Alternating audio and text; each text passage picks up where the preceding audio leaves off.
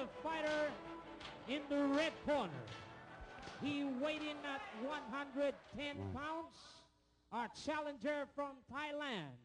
He was born and raised in Surin, Thailand. He's 25 years old. He has a record of 12 wins, 5 by knockout, 1 loss, and 1 draw.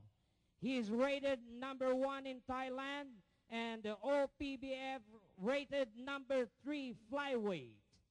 Ladies and gentlemen from Thailand, Panom Det Sivangcha.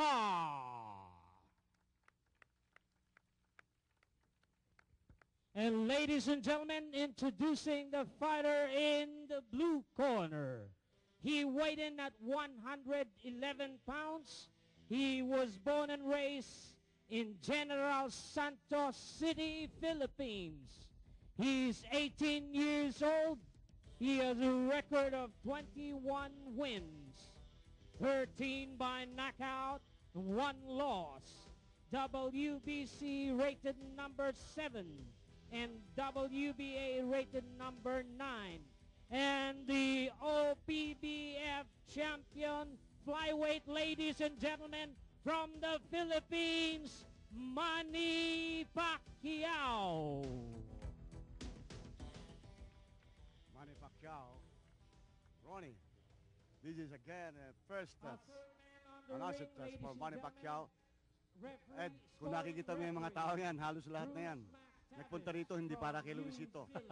Because this guy is a hometown boy, Manny Pacquiao. Totoo yan, native of South Cotabato. Actually, ang kanyang bayan is just a few kilometers down from the poblacion of Coronadal. And Governor Hilario de Pedro III was telling us that Manny Pacquiao here got a hero's welcome when they arrived here. As a matter of fact, yung mga kamag-anak niya are also here in full force. This is a long-awaited homecoming because Manny Pacquiao has done his campaign in Metro and Metro Manila.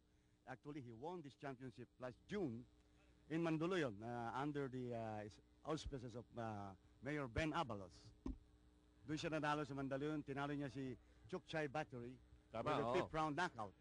Although pa rin yung laban na yun, medyo nahihirapan si Manny Pacquiao sa katawan dahil binabayo siya ng binabayo sa loob. Ano? Pero fortunately, tumama siya ng isa sa noo. Oo, sa noo. At nahilo yung si Ricky Battery. Nagsulungkit yung mata ata ng kalaban. Hindi na.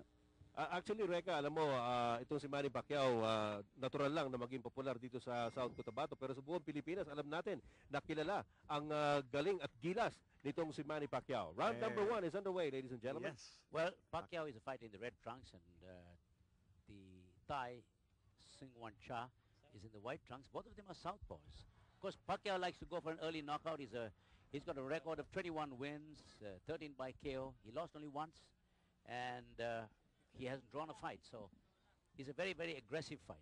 Well, he's already at it, Ronnie, and the crowd here already loving the action that they've seen so far. He's leading off with his right, but Singwan Cha also connects with his right of his own. Yes, Manny Pacquiao waiting for the right and then the left, but the Thai caught him with a good right.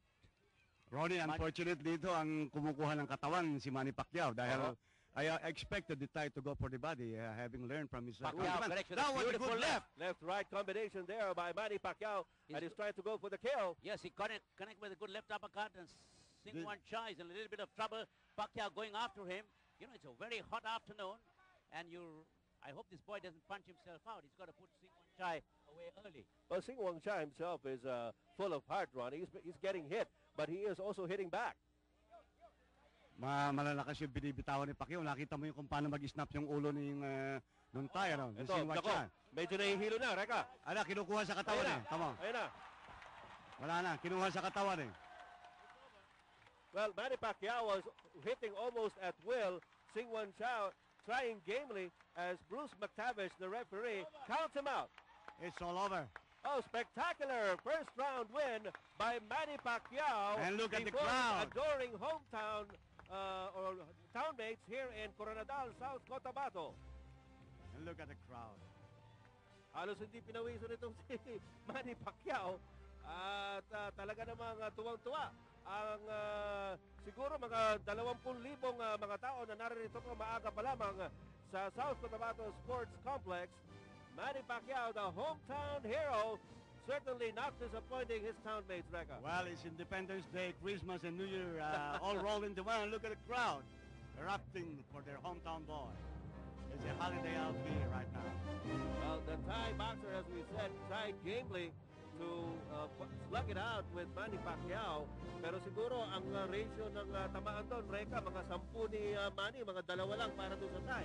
Actually, yes, ang in-expect nyo dahil nakausap kayo mga taga-Thai, nakita nila yung inilaro ni Pacquiao dun sa Kenchukchay Battery last June. Nahihirapan sa katawan si Manny, pero ito, si Manny, binaliktad niya yung lamesa at siyang kumuha sa katawan. Ayan po, nakita na po ninyo ang huling mga sandali ng labang ito. We show it to you again. There's a big left and a right there to the body. Kinatawan muna, Reka, pagkatapos dinala sa taas at tumupi na lamang itong si Sing Wang Cha. Manny Pacquiao was a brilliant display of boxing ability, crisp punching, Ladies and and going gentlemen, for it all the way. Here's the time, official announcement. 1 minute and 38 seconds in the first round. Winner by knockout.